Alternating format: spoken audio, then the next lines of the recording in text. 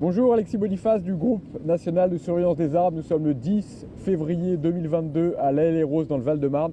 Je suis avec Angela Avant qui est au conseil d'administration du GNSA, représentante de l'association pour sa ville de La Haye-les-Roses.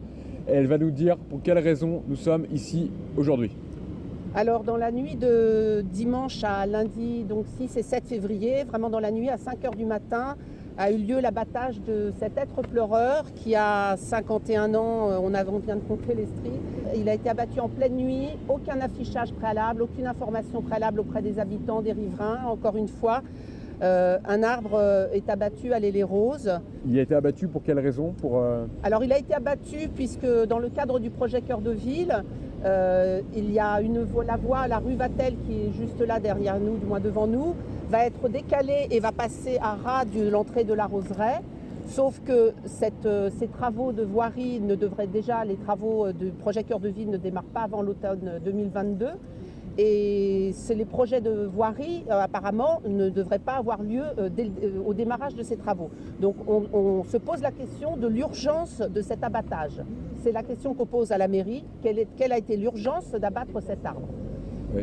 Et cet arbre était le symbole de l'entrée de la roseraie qui est inscrite, je précise, au monument historique.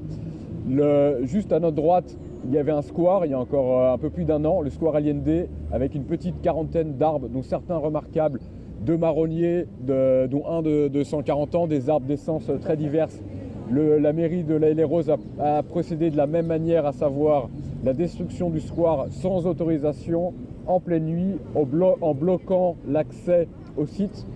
Là, on a encore une fois des méthodes scandaleuses de la part de la mairie de La Haye-les-Roses, et on peut se demander pour quelles raisons cela a été fait. Et on vient d'avoir un article à l'instant du Monde.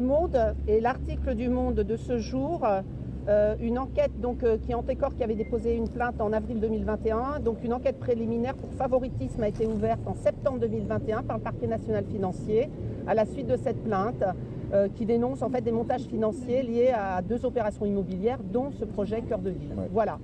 Donc, pour 4 chefs d'accusation, favoritisme, détournement de biens publics et encore 2 autres. Donc voilà le contexte un peu de cette ville.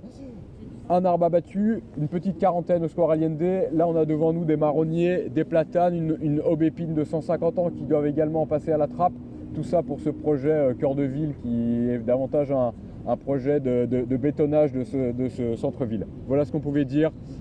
Encore une fois, on est effaré qu'une municipalité puisse mépriser à ce point le patrimoine arboré de la ville et mépriser à ce point la vie de ses administrés. Merci. Merci à vous.